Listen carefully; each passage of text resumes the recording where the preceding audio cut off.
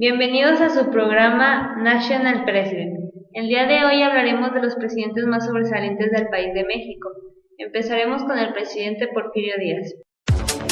El general Porfirio Díaz se hizo cargo del Poder Ejecutivo en mayo de 1877.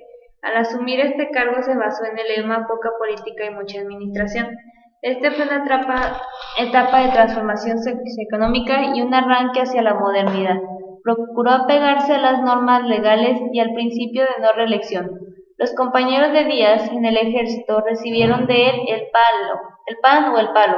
El pan significaba el otorgamiento de prebendas y concesiones de índole económica, y el palo consistía en medidas represivas para quienes se atrevían a disentir o simplemente amenazar con hacerlo. Creó el telégrafo e hizo una reconstrucción de una red ferroviaria nacional, mejoró los puertos mercantiles, reforzó un sistema bancario más efectivo. Francisco I. Madero fue un presidente que abarcó de 1911 a 1913. Prometió cambiar el gobierno de nuestro país. Desafortunadamente, al hacerse cargo del país no cumplió su palabra.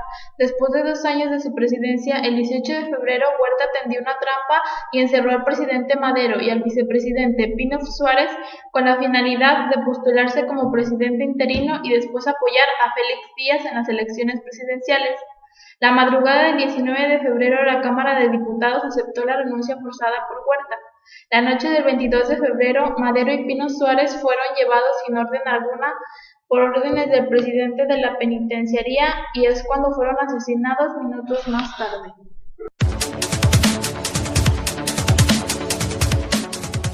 Victoriano Huerta. Su gobierno se originó por la fuerza del poder y fue nombrado como usurpador, pues con sus acciones anuló la democracia y la libertad mexicana. Durante su periodo, Carranza lanzó el Plan de Guadalupe que pretendía derrocar al presidente. Venustiano Carranza. El 16 de agosto ocupó la presidencia provisionalmente. Carranza convocó a zapatistas y villistas a asistir a la convención y esta se llevó a cabo en el estado de Aguascalientes. Publicó el 1 de septiembre de 1918 la doctrina Carranza, que establecía: todos los países son iguales, deben respetar mutua y escrupulosamente sus instrucciones, sus leyes y su soberanía. Ningún país debe intervenir en los asuntos internos de otro. Todos deben someterse. Adolfo de la Huerta solo duró 6 meses y convocó a elecciones presidenciales, resultando como presidente. Álvaro Obregón se convirtió en presidente constitucional de México el 1 de diciembre de 1820. Comenzó la repartición de tierras a los campesinos del Estado de México y Morelos como parte de su proyecto de reforma agraria. Obregón decidió restituir el antiguo Ministerio de Instrucción Pública, que fue suprimido por Carranza en 1918, y esta nueva constitución renació con el nombre de Secretaría de Educación Pública, dirigida por Vasconcelos y creada en 1921. Plutarco Elías Calles. Fue electo presidente en 1924 para lograr la reconstrucción económica del país. Se llevaron a cabo las siguientes acciones: se creó una moneda estable, se devolvieron bienes a manos privadas, se creó el impuesto sobre la renta, se creó el Banco de México en 1925 y estaba facultado para emitir billetes, regular la circulación de la moneda, hacerse cargo de la tesorería, efectuar movimientos como depósitos y descuentos. Se creó la escuela rural para el objetivo de enseñar a los campesinos a vivir como personas industrializadas. Calles vivió la rebelión cristiana que se dio con la ruptura de la Iglesia Católica y el Estado mexicano, y algunos jóvenes se crearon la Liga Nacional de Defensa Religiosa. Álvaro Obregón decidió regresar y actuar para mediar las cosas y logró dar solución al problema, pero desafortunadamente un joven confundió sus acciones y el 17 de julio de 1928 fue asesinado erróneamente.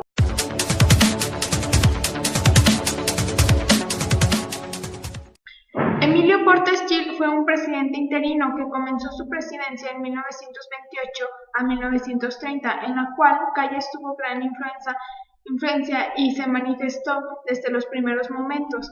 El día 4 de marzo de 1949 quedó oficialmente constituido el Partido Nacional Revolucionario, cuya función sería actuar en los procesos electorales como un instrumento que unificara todos los disidentes revolucionarios, fundó la Corpamex y fundó la UNAM. En 1929 como rector Manuel Gómez Morín.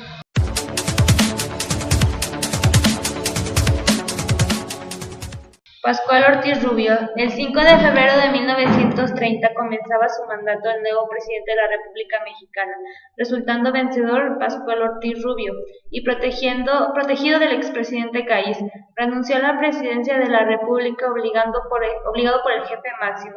Fundó el Petromex.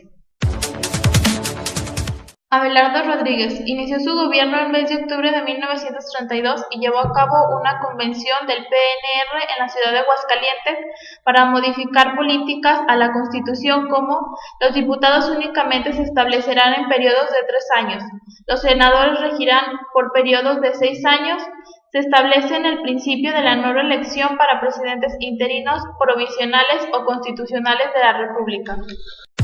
Lázaro Cárdenas del Río fue un presidente que abarcó el año 1934 a 1949. En su periodo presidencial del 31 de mayo de 1937, apoyados por la CTM, los trabajadores hicieron estallar una huelga que abarcaría a todas las empresas y los puestos petroleros.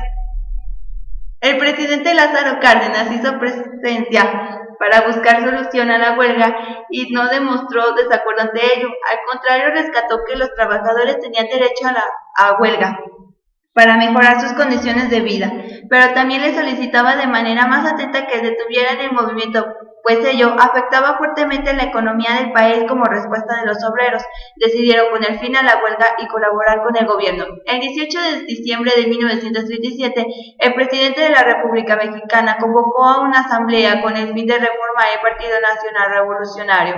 El 30 de mayo de 1938 se eliminó el PRM bajo el lema de "Por una democracia de trabajadores". Manuel Ávila Camacho, de 1940 a 1946, presidente de México desde el 1 de diciembre hasta el 30 de noviembre, miembro del Partido de la Revolución Mexicana, PRM, sucediendo a Lázaro Cárdenas. Al final de su mandato, el PRM cambió de nombre y estructura, pasando a denominarse Partido Revolucionario Institucional, el PRI. Ávila Camacho siguió su política muy conservadora. En lo económico, en política exterior, colaboró con Estados Unidos y los aliados en contra del eje, a raíz del hundimiento de 2 barcos petroleros por buques alemanes en aguas del Golfo de México.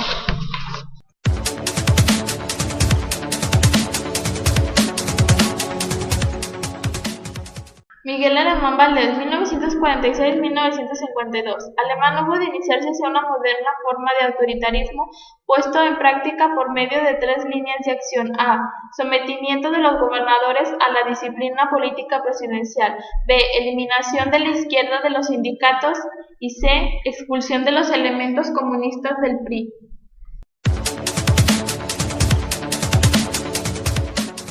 Adolfo Ruiz Cortines. Los servicios y beneficios del Instituto Mexicano del Seguro Social se extendieron a todos los estados de la República y aún a pequeños grupos de los campesinos, con la cual se duplicó el número de derechohabientes. Para la educación pública se edificaron 90 escuelas y numerosos jardines de niños. Equipó las instalaciones de la Universidad Nacional Autónoma de México e inició los subsidios a las universidades de provincia. Adolfo López Mateos, de 1958 a 1964, creó el Instituto de Seguridad y Servicios Sociales de los Trabajadores del Estado, ISSSTE, y el Instituto Nacional de Protección a la Infancia, INPI. Creó la Comisión Nacional de los Libros de Texto Gratuitos, edificó los museos de arte moderno, de Historia Natural y Nacional de Antropología. Se creó el Centro Internacional de Investigadores del Maíz y del Trigo.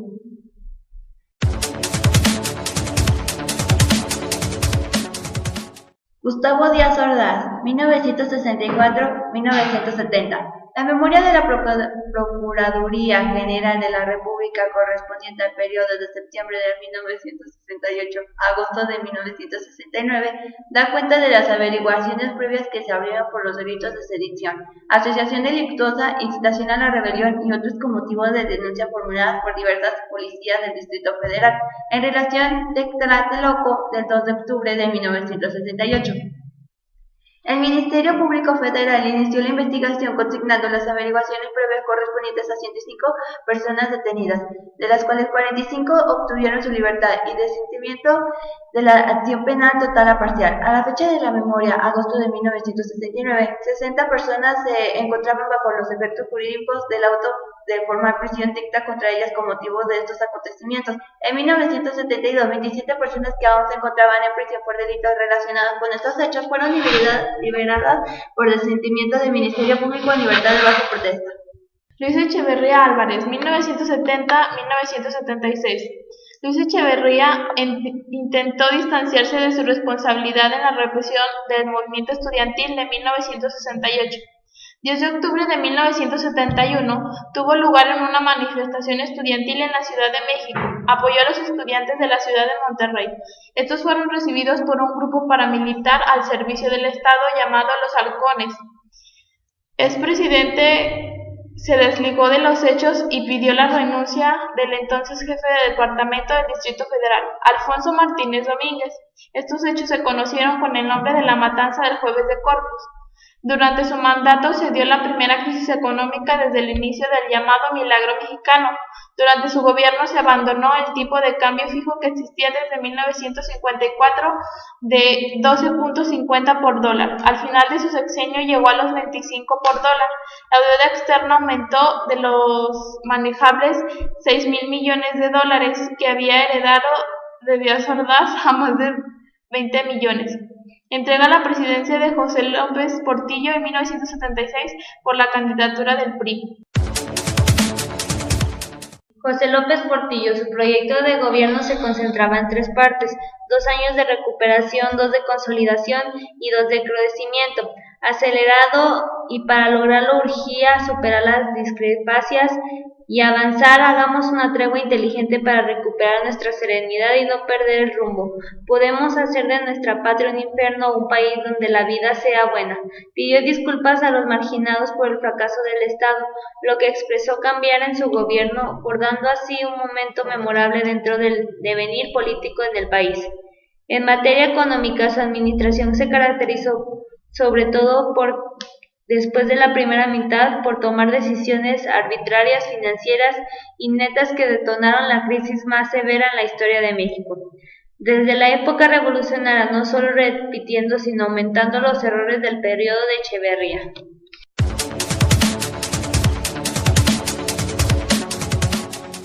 Miguel de la Madrid, el 1 de diciembre de 1982, Miguel de la Madrid llegó al poder en una de las épocas más difíciles del país, debido a su antecesor, José López Portillo, quien nacionalizó la banca 3 meses antes de salir de poder tras 2 sexenios de gastos. Ante esta severa crisis económica se establecieron con los diversos sectores sociales mediante los cuales el gobierno subsidia parte de los precios de los productos básicos y los productores, distribuidores que comprendían a no aumentarlos.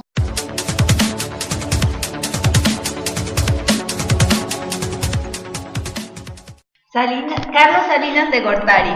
Para el inicio del sexenio de Salinas, el monto de la deuda era de 45% del PIB, lo cual hacía necesaria una reducción de esta deuda para lograr un crecimiento económico. Durante su mandato, redujo la deuda externa del país a menos de la mitad, pasando a ser del 63% del PIB a 1988, 22% en 1994. Fue pionero de la destrucción de programas sociales de participación comunitaria con Planasol, brindando a millones de mexicanos la oportunidad de elevar su nivel de vida. Firmó con Estados Unidos y Canadá el Tratado Libre de Comercio de América del Norte, consolidándose como el bloque comercial más grande de su tipo de aquella época. Restableció las relaciones diplomáticas con el Vaticano y los miembros de la Iglesia Católica con nuestro país sin perder el Estado laico. Reformó la ley agraria de nuestro país para que se permitiera la división y la venta de tierras ejidales, lo que impulsó la modernización del campo.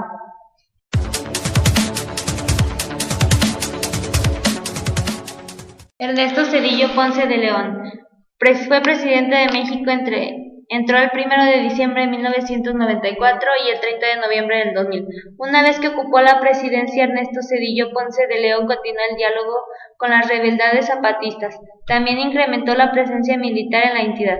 El resto del sexenio de Zedillo transcurrió en una tregua con los zapatistas. Una vez terminado su periodo como primer mandatario, formó parte del consejo directivo de varias empresas como Protecter y Gamble, Alcoa y Union Pacific. Vicente Fox, 2000-2006. En noviembre de 2001 se crea la AFI, Agencia Federal de Investigación, por decreto presidencial. Esta tenía como función combatir delitos federales como el secuestro, el tráfico de drogas, delincuencia organizada y otros. Dicha institución formaba parte de la PGR. El personal de esta agencia se encontraba capacitado y su papel fue importante hasta que desapareció en el 2008, pues no concordaba con la actual forma de combate al crimen. Felipe Calderón, días después de asumir el cargo y sin tener una estrategia, emprendió un combate al crimen organizado con el apoyo de las Fuerzas Armadas, cuyo saldo social se contabilizaba en decenas de miles de muertos y miles de desaparecidos y desplazados, y en su aumento de casos de tortura y tratos crueles. Con este presidente terminamos nuestra transmisión. Espero que les haya gustado el programa. Nos vemos en la próxima. You